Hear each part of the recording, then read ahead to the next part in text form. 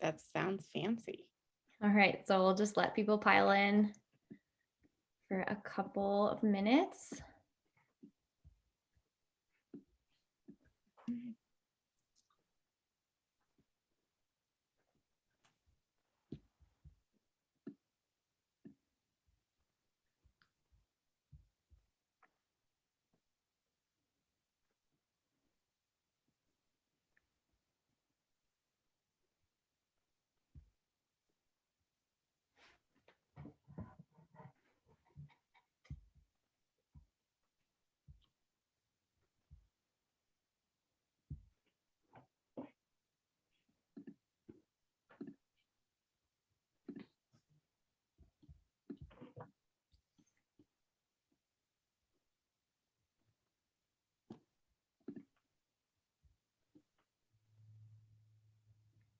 Why can't I see Jameson?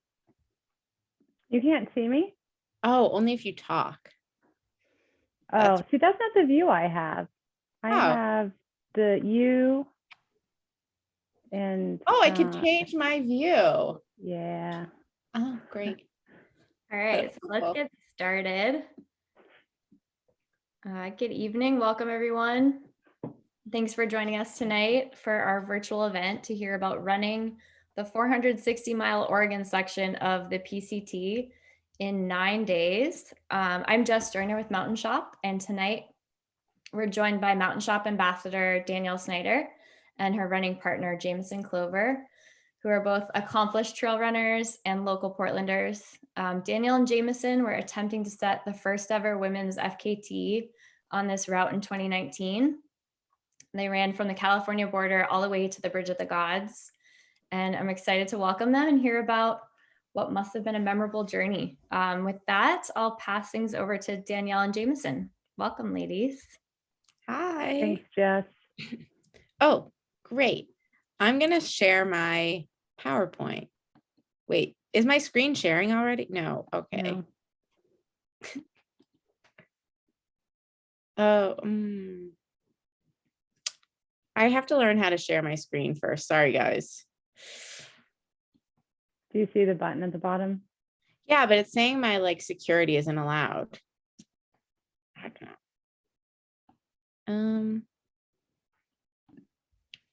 Sorry, Jess. And share. It's okay. I can try and share it for you. I can probably just pull it up. Do it as well.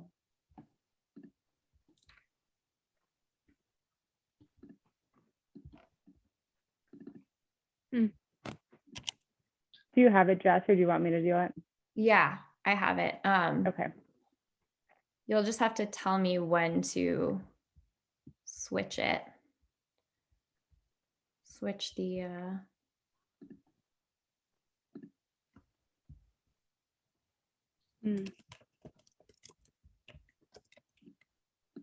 I didn't even realize that you had to do a security thing for that.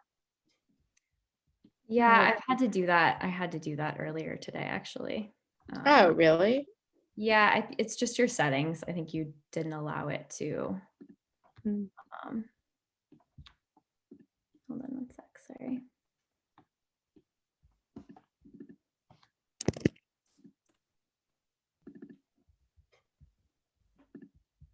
Oh, great.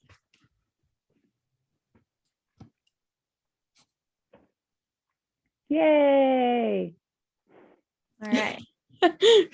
Technical difficulties are definitely my thing, as well as difficulties in general, which we will share as we discuss this, and definitely share about our first difficulty starting the first night. But I think, one of the things that maybe Jameson and I could talk about first is how the goal got started and what our thoughts were and how long it kind of took to really start to prepare and plan and embark on this really big adventure. And then we can kind of start to talk about the actual adventure. So I mean, Jameson and I were running. Do you remember where we were I don't running? even remember how it started, but we were talking about it. I mean, we started planning a year in advance. And so it was even before then that we were talking about it even. And I have no idea which long run we had this horrible idea. I think Jameson. I had the idea Yeah. and I like roped you into it and you instantly said yes. And it just like devolved from there. Yeah, I think it was like a snowy run and we were probably dying and suffering. And you were like, hey, I have this idea. I want to run across Oregon. And I was like, knowing nothing about it, I was like, yeah, okay, when? And then everything from there. I mean, I don't know if I really thought Jameson was serious or not. But I should have known that. Yeah. I mean, we had done some adventures for sure, but this was like on a scale that neither of us had ever even like really set out to do. Yeah, So, neither of us stopped the process, right? And so I don't even know how serious I was, but you kept going along with it. And so I kept planning. Yeah. I mean, I think in any good adventure duo team, everyone kind of has their role. And one role of Jameson takes is she's a really good planner. And I'm really good at showing up and like getting it done, but planning is definitely something I've had to work on because a lot of my adventures have not been the most planned, and this required a ton of planning and being flexible and dynamic. So I think we started the serious like details of planning in January. And in March, my little sister got really sick and I had to fly to DC to be there with her for what we thought was ovarian cancer. And it turned out it was not ovarian cancer, but she had a really large tumor removed. And during this time, there was like some questions about what it would look like if I could adventure because we didn't know like the prognosis or anything else. So Jameson took on a really heavy role of meeting with the previous FKT holders, the males, and also like doing some of the really heavy lifting of planning. And I think also, oh, go on. No, I mean, you talked about, in a fun, good adventure partnership, people have different roles. And that's something I really like doing is planning. That fits into the category. I like to have control over things. And so by doing the planning and creating the spreadsheet, that allows me to exert a little bit of control over the plans. And well, I forgot, like before that, we had this awesome idea. I think one of the main premise behind doing this all was to help raise awareness that females are competent and capable and able to go after really hard FKTs. And when we started planning it, the ratio to male to female FKTs was very, very small. Jess, will you advance the slide? Sorry to interrupt, Danielle. Oh, no, you're fine. This is perfect. Yeah, so it was 300 to 2,000 when we started. And since then, probably because of us, it has blown up. Nothing to do with the pandemic or anything else that's happening in the world. But we, like, even before I guess the ball started rolling, we started to plan, and then we reached out to a couple of different places to see if they would help sponsor our goals. And we learned a lot about being vulnerable in pursuit of our goals and having to step up and really ask for what we wanted from companies and get rejected by a lot of different companies. And it was a really, really challenging and fun and scary situation. where like we had to put it all out there. Which was part of the mission, right? Like putting yourself out there with such a big adventure, announcing it to everyone that we're going to attempt this. It's scary. There's a lot more that can go wrong than that can go right. And really a lot of things have to fall into place for things to go right and you to accomplish the end goal, which, you know, Danielle made it to the end and I did it in a supportive role, but, you know, a lot of things went wrong for me. And that scariness motivated us a lot because, you know, we spend a ton of time running together and our conversations often drift to the topics of female empowerment and, you know, feminist issues in general. And we're constantly talking about how capable women are and yet how underrepresented they are in this sport. And then when we started looking at the numbers, we were just like blown away. But it was really important for us to put ourselves out there to be an example for other women that you can do scary things. We're all capable of doing this in these big adventures. And, you know, we knew that, you know, the potential to share and empower other women was just as strong whether we failed or whether we succeeded. And we kind of split it in half, right? we did both. And that's really a magical thing to show, I think, everyone who has a goal or this, you know, something inside them that wants to put themselves out there on whatever level it is, that, you know, this is, I like to say it's a sport with low consequences, except for death.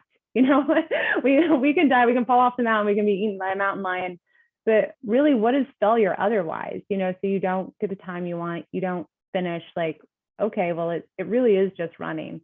And so it's a really safe place to practice these challenging concepts. Yeah. And I mean, I got to, it's funny because on a day-to-day basis, like, I don't talk about this experience a lot. I don't like think about it, but it's very ingrained since I've done it in our day-to-day life, like this experience of working through something with a partner, and then watching how Jameson kind of managed everything. And then, you know, like I've had a lot of experiences since the FKT in which I have boldly gone for really big goals and I have failed. And I'm so grateful for Jameson, like showing me essentially like how to do it, because it's scary, and it's scary to say what you're going to do and like accept the consequences of it, which can be really emotionally charged if you have really big goals. I think one of the conversations that we did have is what it looks like if one person has to go on and the other person can't go on. And I think it was one of our greatest discussions that we had, because we really had a plan in place about what it would look like. And, you know, I think if we hadn't had it and the situation had come up, I don't know what it would have looked like instead. So I guess to kind of start, we made some dates, and we together had this like grand idea to get female only pacers, and we allowed some male crew. And in it, when we were like trying to figure out the female pacers, we tried to figure out every single detail surrounding it, like how they would get there. And it became this big, very stressful experience of like trying to figure out every single detail. Yeah, but Jess, really, do you want to advance again, actually? Okay. But we really wanted to honor and bring pacers that we felt like would support that mission of female empowerment. Speaking of female empowerment, we have Emily, who has the current FKT, and she beat the overall record in 7 days and 19 hours and 23 minutes, which is pretty awesome. Wanted to make sure to honor those current stats as well. Jameson, you want to talk about this? Yeah, so this is an example of a spreadsheet that we put together trying to plan out the days. And when you're doing something of this magnitude, you look at a lot of different resources. One book that I relied heavily on is called Hiking the Pacific Crest Trail, the Oregon section. It was a phenomenally helpful book because it broke it down in sections and it gives you mileage and where water is and all of that stuff.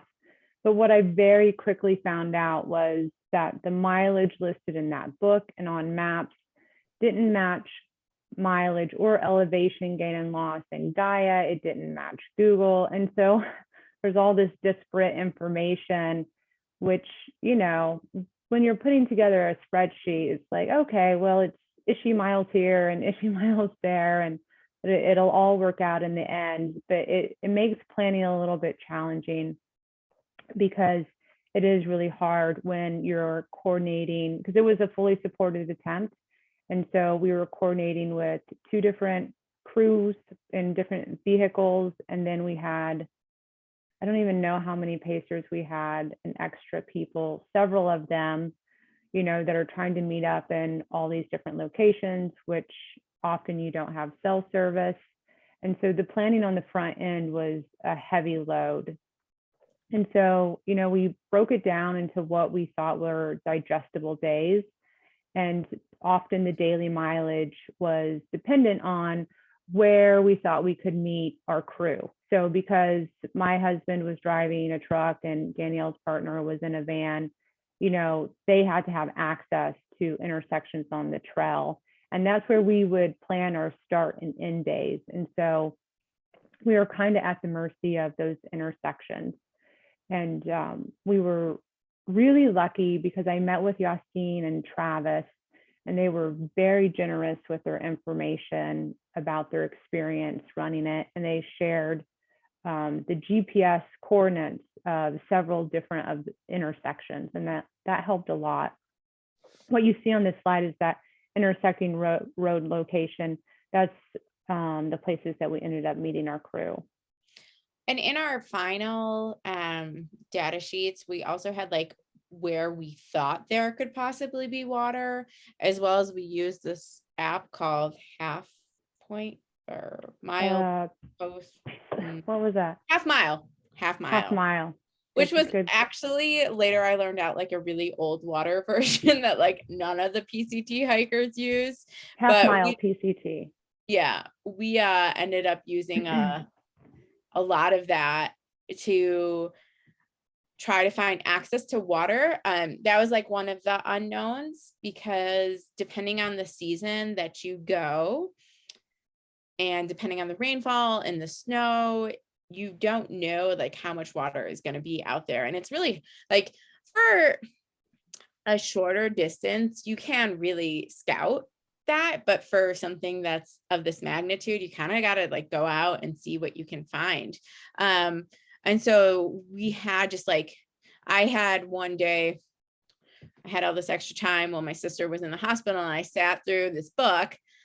And it was from 2016 or something, I don't remember, but I went through and I highlighted every single water source and tried to commit it to memory, which turns out that's really hard. And don't really recommend that. But I ended up adding it to Jameson's sheet. And then Jameson created these little postcards, or these laminated, I call them postcards. What would you call them? I'm such a nerd. It was basically what I did. I made individual tracks of each day in Gaia, and then took a picture of the elevation profile. And so we could see what the day looked like. And then on the back of it, I had a little excerpt of the spreadsheet with mileage and water and, other fun facts. So we knew exactly what we had that day. kind I of. recommend everyone having an adventure partner who's a nerd because it was the most fucking useful thing that I had or like that I could think of, because it really split up the days. And then we kind of we only would have one day at a time. Yeah. So I think that was like a lot of what the planning was, talking, exploring, kind of trying to figure out what it was going to feel like and what it was going to look like. And, you know, I think day one, or maybe it was day two. I don't think it was day one.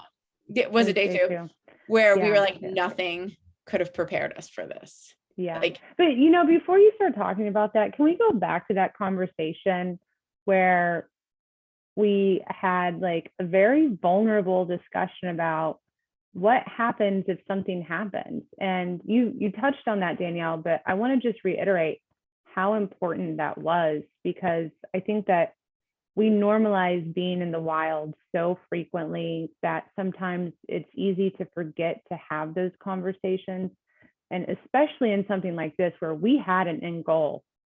You know, I desperately wanted this FKT. You know, I'd been thinking about it and planning it for over a year. But we took the time, and this is one of Danielle's strengths. She is really good about making sure these conversations are had. And she demonstrates vulnerability in a way where you don't have a choice but to also be vulnerable. It's magic. But we had a very open conversation about, like, if I get hurt, what happens? If you get hurt, what happens? You know? And so there was a clear understanding that, you know, we both are motivated. We both want to achieve this goal. We've put it out there.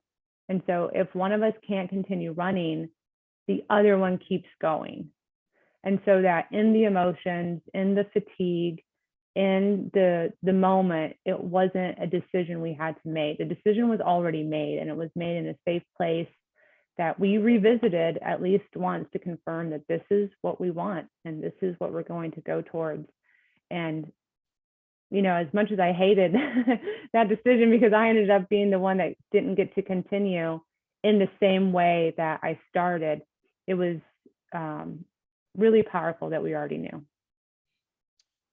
And you know, kind of talking about mindsets before we went in, I kind of had this thought process and discussion with myself where I wanted to finish and I was motivated to finish, but not at the extent of injuring myself to a point where I couldn't run again. Like this, something that I have said kind of, and I think I said this in the conversation, like, this is one event and it will not define who I am as a runner. It will be the beginning of many adventures for us. And as much as you can know if something's going to injure you long-term, I was pretty firm on like making sure that I came out of it being the same level of health that I was in, minus like my feet dying and stuff like that before. Because one of the things that like Yassine talked about is that like he has like permanent damage from the PCT. And I really wanted to honor that, like this, my health and my body I'm just looking at these miles and I was like, holy crap, they're really crazy. Sorry. So as we had these crazy miles, I was like, yeah, my health comes first. But yeah. So anyways, it was just interesting to kind of see. And I mean, having those conversations with your adventure partner beforehand and like knowing what each person's mindset is really important if you're going to do something like this with another person. Totally. Yeah, and you guys can see like how much our estimated daily mileage was in the first Excel spreadsheet versus the actual mileage. So Danielle kind of talked about like in the beginning having to be flexible and adaptable, and that came out hardcore on this. Like we learned lots of lessons about that. And so the plan changed often. Yeah, so this should actually be actual mileage, not estimated mileage. Our actual mileage was actually a lot bigger than this. Yeah, that the spreadsheet showed what we were hoping to do. Yeah. That's why it was So only 7 days. yeah. Yeah, because we wanted to go after the guys' overall goal, which so I guess we can start to talk about the actual adventure now that we've gone through the details of planning for the adventure. And I think like maybe it would be helpful to start off by talking about my first challenge to Jameson's planning. You can advance the slide, Jess. So for some reason, I didn't have a spot tracker, and we also decided to kind of drive up separately and just meet there. And the van that I was in could not make up could not get to the starting point. We also did not have cell service. And so we had planned to meet at a certain time, get a good night's rest, start early. And at I don't know, was it 8:00 at night? Oh my God. Or something, I'm trying to frantically message Jameson, hey, Jameson, we can't get up to you. Maybe I'll just run the 6 miles to start to get to you. And somehow we ended up connecting and deciding that Jameson and her husband, Matthew, were going to come down and scoop me, which ended up being a 6-mile run, but quite a long drive because it was super rocky. And we both did not get any sleep the night before. It was super stressful and really was an interesting beginning to the adventure. I'll agree with everything you said. Yeah, I think something that we learned about that was, this is the important lesson here, you guys. You should remember this. If you have a what are they called? It's like the Garmin Connect. No, what's the little tracker thing? The spot trackers, whatever. So many of them. So what happened is, I had mine and I had it on. Danielle, it has this feature where you can text, and so you can text a phone number or whatever. And but whenever you communicate with one of those spot trackers, whether it's incoming or outgoing, you have to timestamp your messages, and they have to be a message in one message, because the way the cell service works, they'll come in all jumbled up, and sometimes they come in right away, and sometimes they come in 2 hours later and not in order. And so we were messaging each other a bit because there were no timestamps on the messages. We had no idea what was happening, and it was so confusing. So if you have those things, it should be one large message with a timestamp in it so that the recipient understands what's going on. Jameson is being very polite to tell you guys that I did not they told me to timestamp it, but I didn't realize it was supposed to be in just one message. So I would write the message and then I would put a time in the next text message, thinking, how smart am I? Turns out not. I forgot about that detail, actually. Yeah.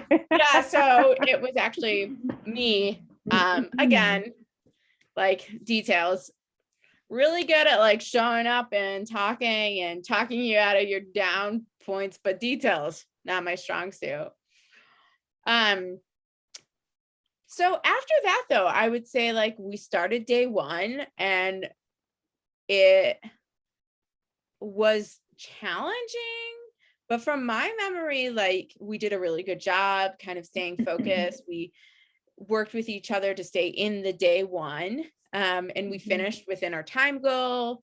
There were some struggles, but for the most part, it was pretty positive. Yeah, I mean, we were flying high then, right? We were so excited about the suffering that was going to happen that we weren't feeling yet. Yeah, day 1 was great.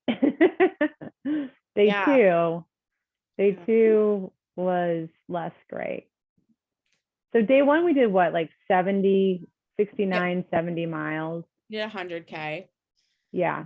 And so that's a big chunk for day 1. Yeah. Day 2 ended up taking us a lot longer than we expected because it was also a 70-ish mile day. And I think it took us 20 hours or something like, it was insane. And it was just like, we had so much suffering. Yeah, we had projected, I think, to finish around like 11 p.m. at the latest.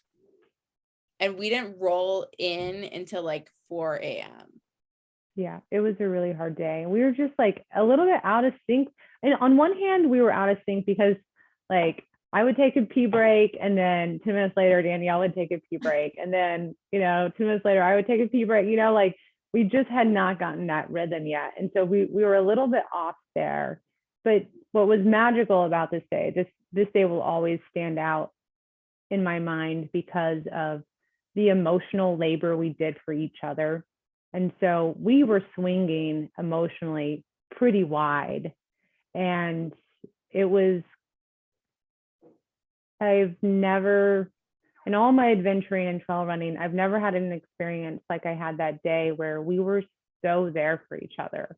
Like, even though like at times, like I was really slowing us both down. And then there were other times when Danielle was slowing us, and we didn't get upset with each other, but we were just like there. And I don't know, I think that was magic. It was so amazing. Yeah, amazing and horrible.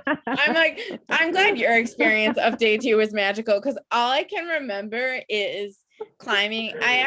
So I went back and retrospectively magical. Yeah, it was so magical. And I wouldn't take it back for the world, but I do remember I went back and I paced Emily during the section, who is the overall FKT record. And I remember climbing up this, what in my brain was this like huge monster mountain, and like us just crying hysterically during this part.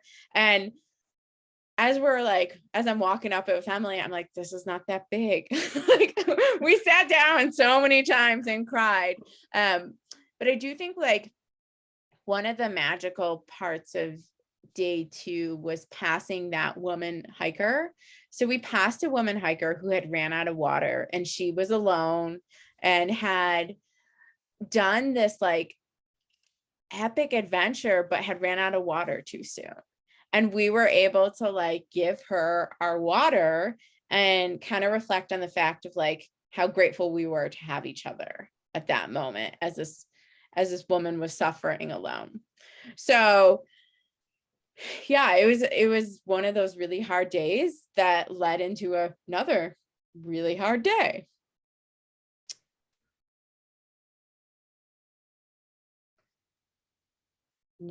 So day 3, we probably slept like 3 hours maybe before we had to wake up. And this was the beginning of our first pacers. It was so exhausting to have to wake up after having a really, really long day and turn around and start again. But it was awesome to have the introduction of pacers and like have some energy and excitement when we were really suffering from like the moment we woke up. Yeah, there's a question in the chat about what time were we waking up to start. I just don't even remember. I think that we were hoping that we could get, I don't know, 4 or 5 hours of sleep or something like that. Like, it's been so long, I honestly don't remember. That day was a little bit, I think we left at 8 because it was light out. And I remember waking up and feeling like I was going to puke because I was so tired. And shocker, turns out I puke a lot. Anyways, yeah, so that was actually 8 a.m. that we left, but we were already behind because we wanted to wake up at like 6 or 5, like be out running by 6. And so we left and we kind of had this experience where there was a detour Oh, and a sign about cougars and like telling us to not go a certain way.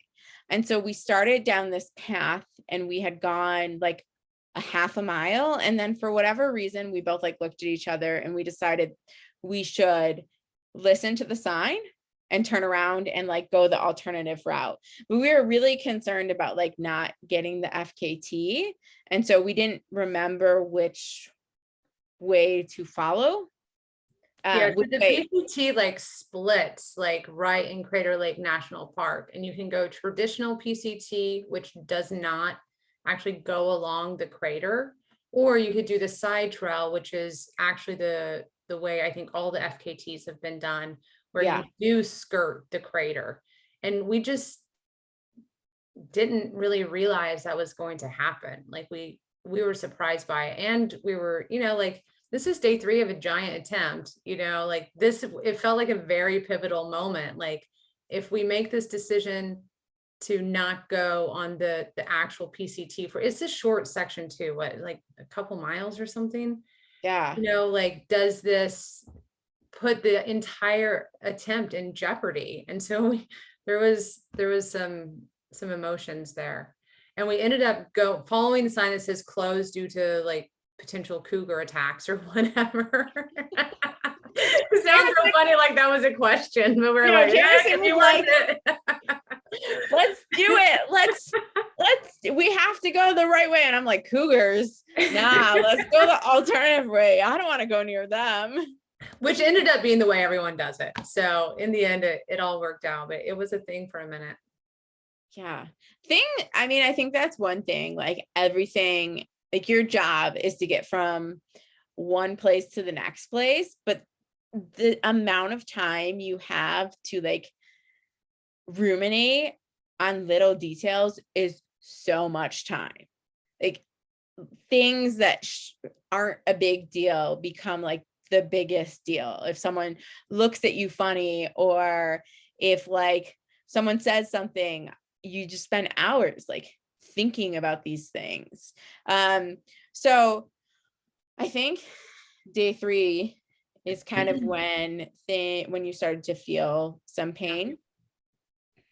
Yeah, so day 3, my left ankle foot started bothering me. Looked like one thing. It wasn't an ankle or a foot. It looked just like a giant. We nicknamed it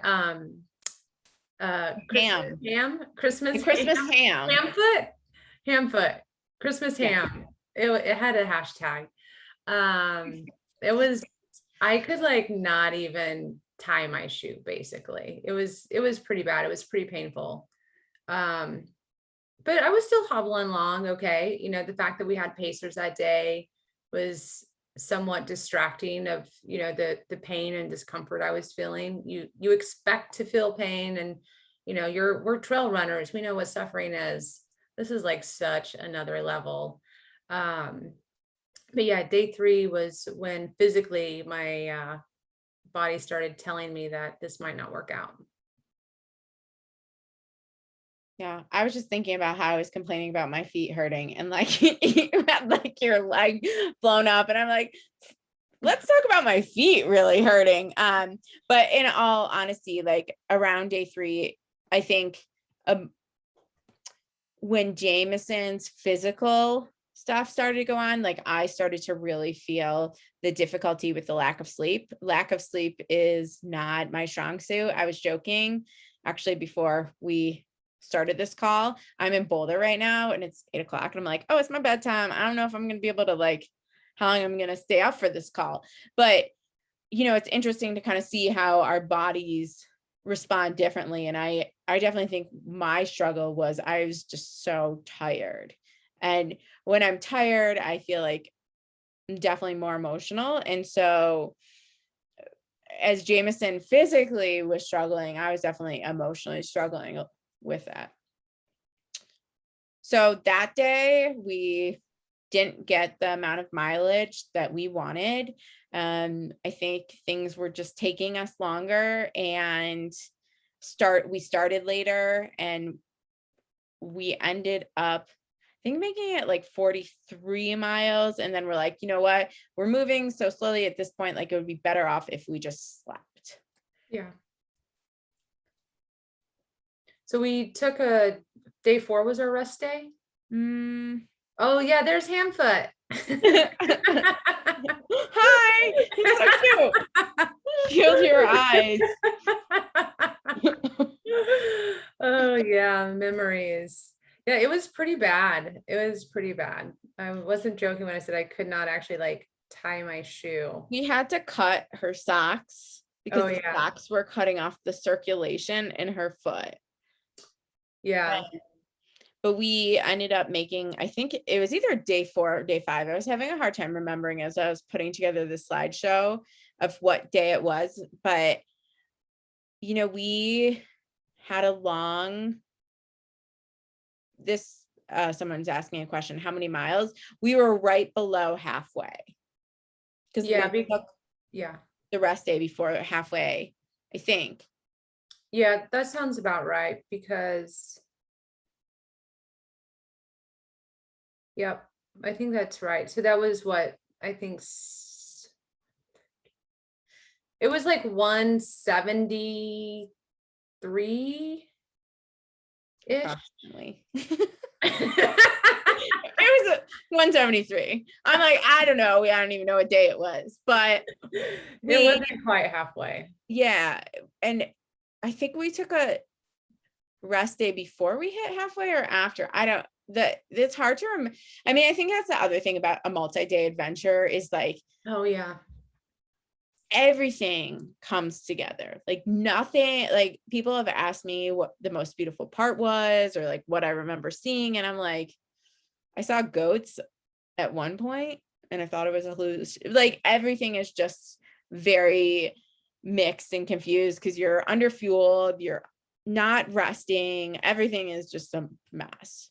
And also like Yassine, and this is something Yassine and Travis said that I didn't fully understand until going through it, but like time loses meaning, like morning, afternoon, evening, night, it doesn't matter. You're not waking up and having coffee, then having lunch, and then, you know, like it becomes meaningless. And so when does day 3 end and when does day 4 begin? Like it certainly wasn't based on when we were running and sleeping. Yeah. And so that's part of what's so confusing about looking back at is like, I don't actually know because time is a construct and we threw that construct away for 9 days. Yeah. And so as Jameson's foot was getting worse, this was like one of the first of many really difficult conversations that we had to have. And Jameson, I think the way it went down is decided that she wanted or like needed to talk about taking a rest day, and what it would look like if I took a rest day. And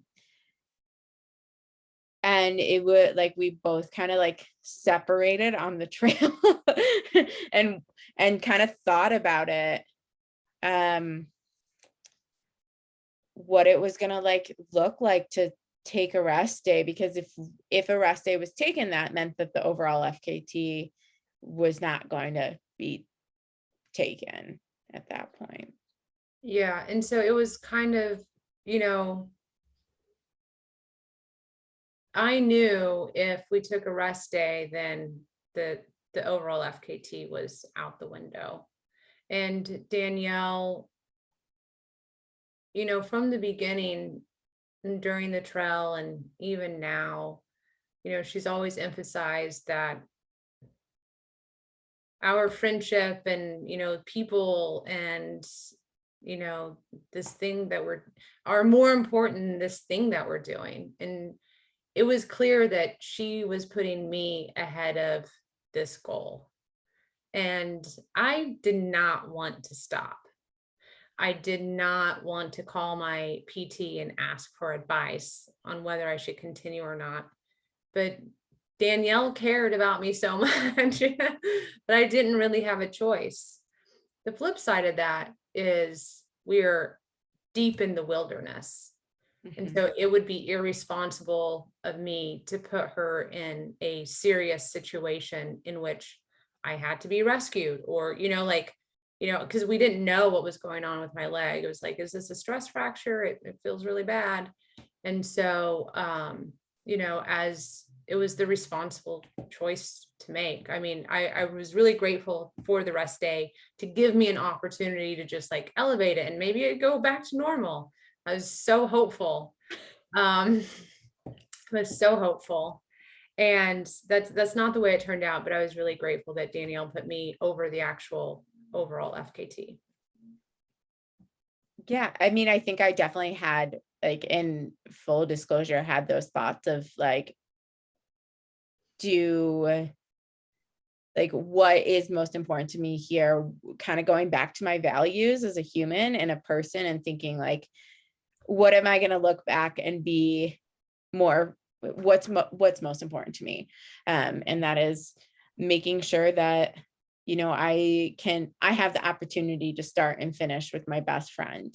And I mean, at a certain point, like, I think there was I like to call it a come to Jesus discussion of like, Jameson, we don't know what's going on. And you could really injure yourself. And this could put us both in pretty serious danger, because even though we were supported, I mean, we were going 40 miles without seeing people. And for whatever reason, maybe at the time that we went, there were not a ton of hikers. Maybe because hikers are smarter than us and not out in like the middle day of sun, like dying in the heat. I don't know, but I didn't actually think a rest day was going to help. I was pretty convinced it was a stress fracture, but I was like, all right, well, let me eat some ice cream and give you a rest day. Yeah. And for the person who is asking, oh, hi, Eric. What is he holding? I was literally like, what the hell is he holding? It looks like a dead animal. I know. Yeah. It's a sock. It's a sock with woo-roo wool on it. If you guys don't use loose wool for blisters and stuff, you're missing out. It's wonderful, but that's what it is. It's a sock. So I actually think this was past the middle point, because we woke up from the rest day and Jameson's leg, if you can believe, like, that's like, I think got bigger. She couldn't walk on it. It was a really rough night. I can't even imagine. I ran after the rest day. You did? Yeah. Oh, and then you called it? Yeah. Oh, whoops. See, I don't know. Yeah. I clearly wasn't there. You're eating ice cream. So you ran after the rest day. We made it halfway. Yeah. And then you texted your PT? Yeah. We had a conversation. Danielle didn't think that I should continue. She was concerned about my overall health. And I was like, it'll be fine. And so I promised her this was the way I was going to get Danielle to leave me alone about continuing on. Okay, I'll text my PT. If I had thought my PT would have told me to stop, I would not have agreed to do that. But I agreed to text my PT, and she made me go through a bunch of different exercises and was like, I don't think you should continue. And there was this moment where I was like, I'm the only one that knows this information right now. I could say I couldn't get in touch with her, I had that moment where I had to decide, like, am I going to do what she says? Am I going to tell people what she says? And going back to, it's not just me out there. It's Danielle, it's our pacers, it's our crew. Like, I had a responsibility to all of those people to make smart decisions. And as much as it pains me to stop in the same capacity that I was in, that was the commitment I made. I never really expected Jameson to stop, even though I was like telling her to stop, because I like know Jameson inside and out. And I just kept thinking that, like, the entire time when I envisioned this adventure, it never would have come down to me running alone. Like that as a possibility never crossed my mind. Even when I left at 4 a.m. the next day without Jameson, it still didn't cross my mind that I was about to go do this alone. So I remember crossing the road and I was with my partner of the time, and he told me to like go up this route to like get back to the PCT. And I was like, okay, I'm tired. I'm going to just listen to him, even though it felt not right in my mind. And so I went a mile up this back road and I couldn't find my way. And I remember sitting down on the trail.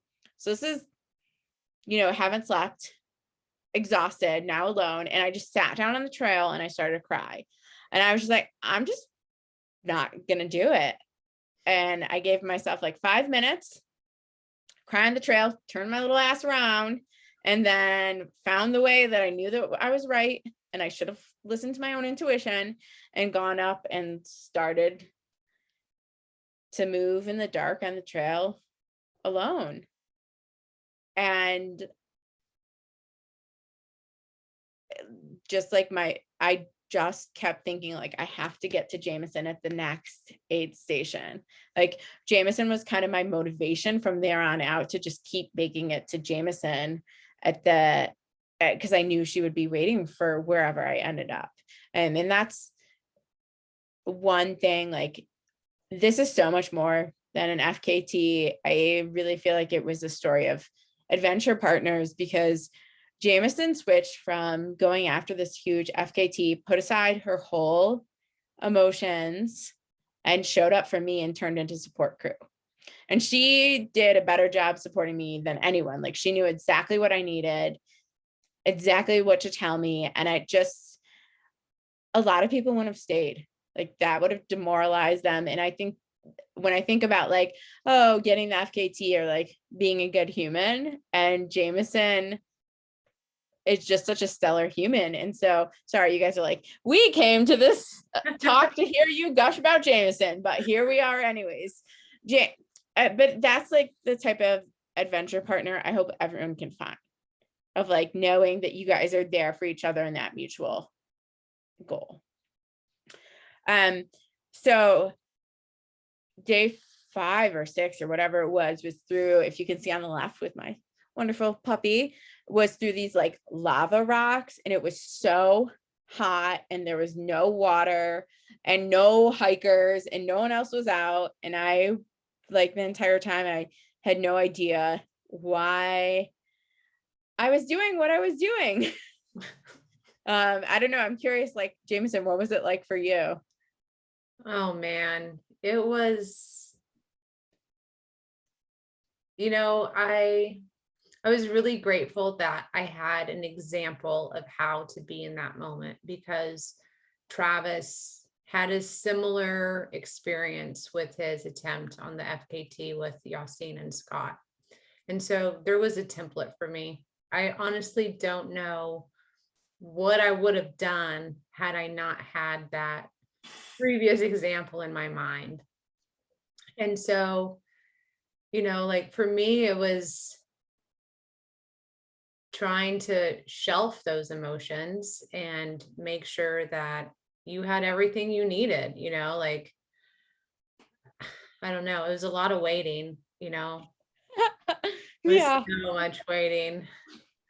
And yeah, it was hot out there. I was pretty like miserable at some point, like, yeah, I mean, not to the degree that you were suffering, of course, but it was a roller coaster during the day. It was a roller coaster. Yeah, asking people to show up and crew you is a lot. So yeah, I made it through day 5. And at this point, I still wasn't sure if I was going to finish. Yeah. And so yeah. that was one point, is like, okay, because we didn't have pacers for every day. And so where I was trying to like rally people, because now literally Danielle has 200 miles to run by herself. Like that doesn't sound awesome. And so we Yeah. were trying to rally people to come out and support. I mean, and up until this point, I had not run over 30 miles alone in the wilderness. So I had done exploring and route finding and stuff like that. But I mean, my cap was 30 miles. And so thinking about having to run 200 miles alone was mind blowing. And so I enacted a lot of actually what I do for a living now, a lot of the ideas and concept and mental training that I picked up on the trail is what helped keep me in the moment. So like I'd like kind of play tricks on my brain and be like, all right, your goal is to get to the next road crossing in this many minutes. Or when you get to the next part, you can eat this gross, disgusting, sugary thing that's going to make your fingers really sticky. Or like talking out loud to myself and telling myself that I could do it. And it just kind of became this game of just getting to the next spot. You can go to the next slide. You guys, like, she was a freaking machine. It was so inspiring. Like, she got up in the morning, she got ready, and she left. And every time she left, I cried, and then, she rolled in the evening and did her thing and then got up the next day. And I was just like, every time I saw her, she just was like, you knew she was going to finish. There was no doubt in my mind at that point, because it was just like such singular focus on that forward progress. It was incredible to witness. So I just kept running and I and losing jackets. Yeah. Oh yeah. So I kept running, and along the way, like my feet started to develop bruises on the bottom of it. And so it was super painful every time I touched the ground, which was every second. And then I started to lose things, and I lost 3 different Houdinis. So if any sponsors out there with the 13 people in the audience, if you guys want to get me a Houdini jacket, I still don't have one. But I just like, there was at one, a lot of it is a blur. I can't remember a lot of it. I think it was like day 7. I was the only time I really felt afraid on the trail. And I was or maybe it was day 6. I don't know. I was in Warm Springs. And for whatever reason, I thought that there was a cougar following me. Maybe because I lived in Bend for a while, and Warm Springs is known for their cougars. But during that day is when I lost another jacket. And that jacket was tied the front of my pack, and somehow it fell off while I was running. But yeah, I think it was I think you can go to the next slide. Oh, you can go to the next slide. So much gear. It requires so much. Yeah. I think day 8 was when I finally figured out that I was going to finish. I felt like I finally made it over the hump. My coach had also told me that it would take like 4 days for me to adjust. And so I kept telling myself like, okay, it's going to be 4 days for me to adjust, which I actually didn't feel adjusted until day 8. And then things felt manageable for a couple of miles, and then they felt shitty again. And my feet hurt again. And yeah, I mean, it was so much food. There was so much preparation involved. And just asking people to stay awake for 9 days and like follow me on this adventure. There was a lot of feelings of selfishness at like, I think day 7 and day 8 that I was asking people to do that. Some of the crew was having a really difficult time, and there was a lot of communication errors and frustrations. And I learned that when you're thinking about having a crew support you, like make sure that you have people on your team that really know how to take care of themselves, but also can set aside some of their own stuff to show up and be there when you need them. And also, like, I'm a pretty independent person, and so having 3 or 4 or 5 people take care of me and like be there for me was really challenging, and something that I didn't think about. And actually the cause of a lot of tears was asking so many people to support me. So yeah, so that was day 8. And finally, I think by day 9, I had some people rally and show up and finish the last 60 miles with me, I think. Yeah. Remember, yeah. Yeah, I don't remember even when I looked. But yeah, you can go to the next slide. Yeah, there's definitely perks to being supported, but there's also some drawbacks, you know, like having our crew at certain spots meant that we had to make it to certain spots. And so, oh, we did nap one time on the trail. I forgot that. Like doing it a little bit more low key is kind of an interesting idea because it just means you have more freedom to adapt to situations as they arise, and you're not necessarily bound to get to somewhere before you sleep or something like that. So definitely pros and cons. Yeah. One of the things that I was really afraid of was crossing the bridge. And I think I talked about it for like 200 miles of like I talked about in the beginning, this rumination of fears or whatever. And I ruminated about being afraid about cars on this bridge. I don't know if any of you guys have gone across the bridge before, but there was like a 3-mile descent, rocky descent to the Bridge of Gods, and then you have to like cross underneath this tunnel. And the 3 miles. So after I got to day 7, I was like convinced that I wanted to finish. And by day 8, I decided I was going to finish.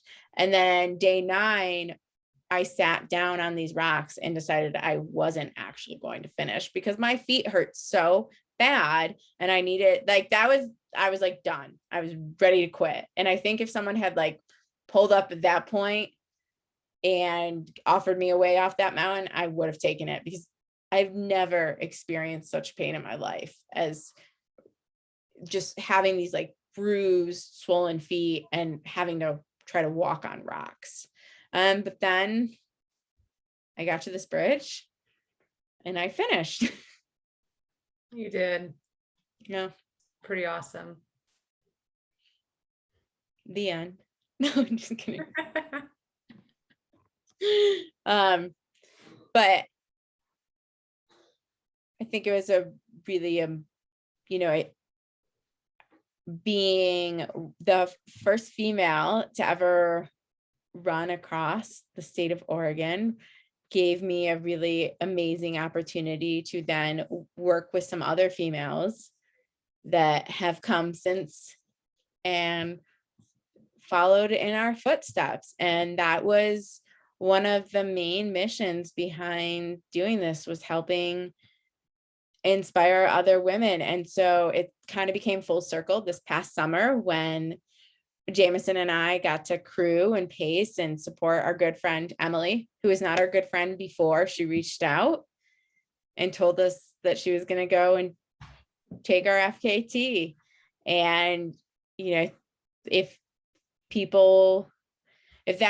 I could offer like one word of wisdom to people who are going after these huge things, and if there are people who've come before you, like that connection and bond you can create by talking to them and being vulnerable, like that to me is the spirit of trail running. And so I really want to encourage people to uphold that and find that connection with other people. Well said. Any questions? Any more thoughts, Jameson? The last thing I'll say is that for me, I consider this a failure. And I say that knowing that there's all this baggage around that word, especially in our society. But I think something that's really empowering is letting go of that baggage and just accepting that, yeah, things did not work out the way I wanted. And that's okay. And that's not going to stop me from trying again. And hopefully we can walk. Hopefully we can walk away from these experiences as a more evolved person than when we started.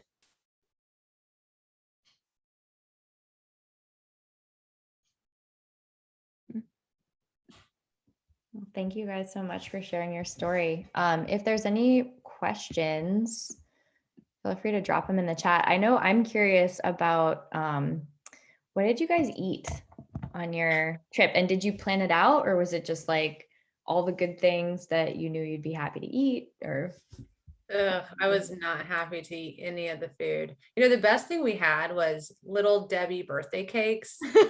Oh my God. It's like pure sugar gold. The only bad thing is like the frosting melts to the package and it's really hard to get it off. I tried eating. Yeah, it wasn't good. I have a problem eating on long runs, so it didn't work out for me very well. I really like food. And so I ate a lot, and I ate a lot of stuff that I don't generally want to eat.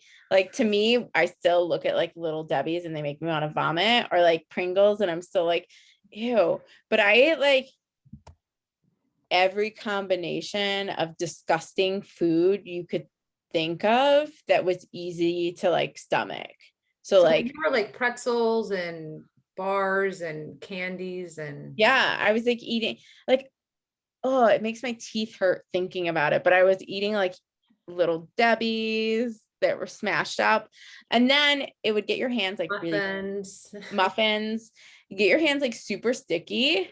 And somehow my neck was really sticky all the time. And I discovered I discovered that I have neck rolls, and my neck rolls were like so sticky, and it became the bane of my existence for like 200 miles of like, I tried to wipe down my neck rolls and I couldn't because my fingers were so sticky from this disgusting food that I was eating. So yeah, a lot of the things that we packed weren't appetizing. And so people were going to the store and getting like crap food that was really easy to stomach. I ate a lot of egg sandwiches. Those were very good. Salty, cheesy egg sandwiches, like for breakfast or like midday, whatever. Those were delicious. I think we did like veggie burgers and stuff like that for dinner time. I don't even remember all the we had. Like, go to the dollar store and go through the aisle. Just stick your arm out at grocery outlet and let all the junk food go into your car. But you know what? We didn't eat a lot of the food, and I've like slowly but surely been forced to throw away some of the PCT food 2 years later. I'm like, oh, I gotta get rid of this. But I felt bad wasting food. So what I ate afterwards, I ate cold pizza. The finish was a little less than what's the word I would use? You weren't ready to celebrate. I wasn't. I was just wanted. It was like, you guys, I'm tired. I want to go to bed. Yeah, I just wanted to go to sleep. Yeah, I wanted my dog and I wanted to sleep. But after that, ice cream is a good. Yeah. Good post. Yeah. I usually have ice cream as my finishing treat. I also have ice cream like all the time, even when I'm not finishing things. I'm a big fan of like eating ice cream. So.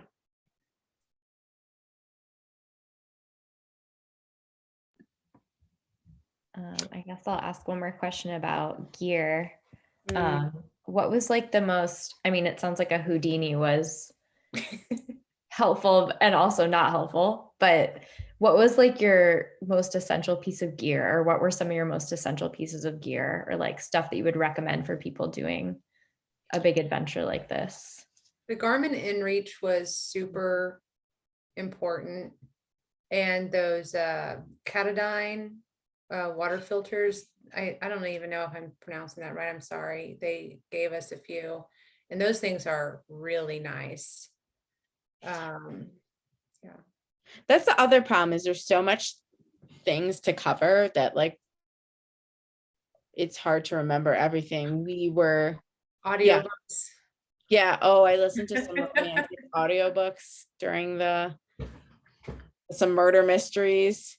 Body glide, lots of body glide, and that wool, like I mentioned before, that wool stuff that you put in your socks. I mean, Danielle's feet were so busted that like I was stuffing them because the top of your foot was bruised too. Oh, I And forgot that. so, yeah, and so that wool stuff is really great. And so we use quite a bit of that. How do you spell that? It's WURU. It's a company based out of Utah. They're you should go to their website. They're a really wonderful company and very supportive. And actually, previous to this experience, I had never gotten bruises or like during my hundreds, I guess I had gotten some blisters, but like my whole foot was blistered. And we had a really good foot care kit and I had some awesome, amazing people out there who were like popping my blisters for me and cleaning them. And we had CBD rolls that we were putting on our feet and band-aids. That we had lots of socks. Most of the time it was pretty hot out there, but there was like the second day I was alone, I got stuck on the top of this. It was in Jefferson Park, and I was stuck on like a top of a ridge, and it was a huge thunderstorm. And I had my Houdini at that point, and so that was really super helpful because it was just soaking rain. And I think that was one of the points after that rainstorm. I had to cross this really gnarly river or stream, I guess it was. And one of the things we read about in the books was that hitting the streams earlier on during the day is always advised, because the water raises as it gets later in the day, because the mountain runoff and rain. And I was not very steady on my feet at that point, and that I like sat at the edge of this really deep stream for like 20 minutes trying to debate if I should go forward or backwards, because I didn't like, my brain wasn't working right and I couldn't figure out how to get poles. We were both using poles, right? Yeah, I had poles. I was, yeah. Yeah, one of my poles was broken. It's still broken. I should get more poles. Anyways, but I also didn't want to get my feet wet, because once your feet get wet and you have like 40 more miles to go before you see anyone, the blisters get even worse. And so the woo-woo I really do recommend, because that like it helped after going through the water, because eventually I got through the water. It just took me a bit.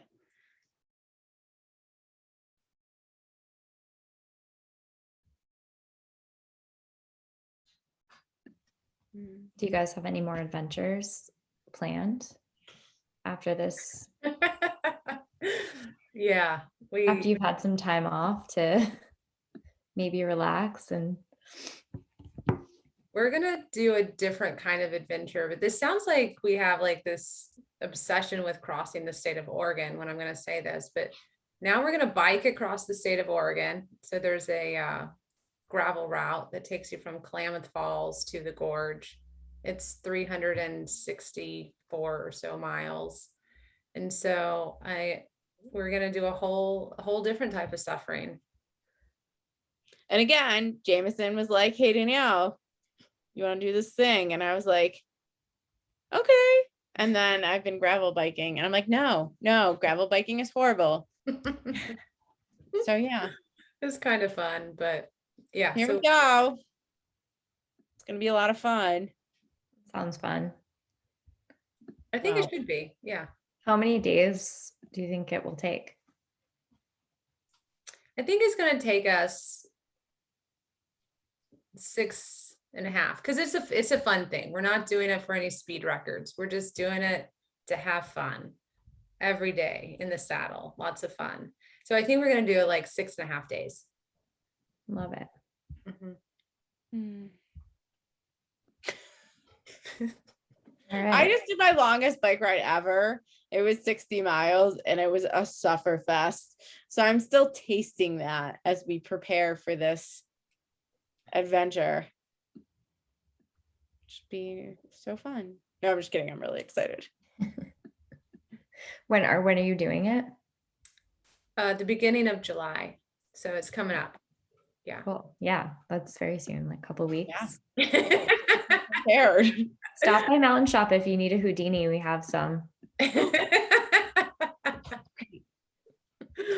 Well, it's not going to rain on this bike trip, so I don't need one yet. Oh. But Okay. I've determined I don't bike in the rain, So it just can't rain. so it's not going to rain. It's going to go well for me. All right. Any more questions? I don't see anything else popping up in the chat.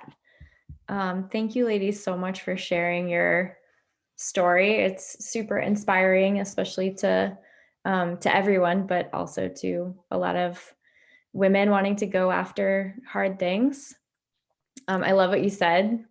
You can do scary things. I think it's good to remind ourselves of that. And yeah, you guys are an inspiration. So thank you so much for joining us and telling us all about your adventure, and can't wait to hear how your bike trip goes. Look for our book in 2025. True. We can have you back on. We'll be authors. Excellent. Yeah. Thanks for the invite. Yeah, thank you. That was fun. Thanks so much for sharing it. Take care. All right, we'll see you soon. Bye. Bye.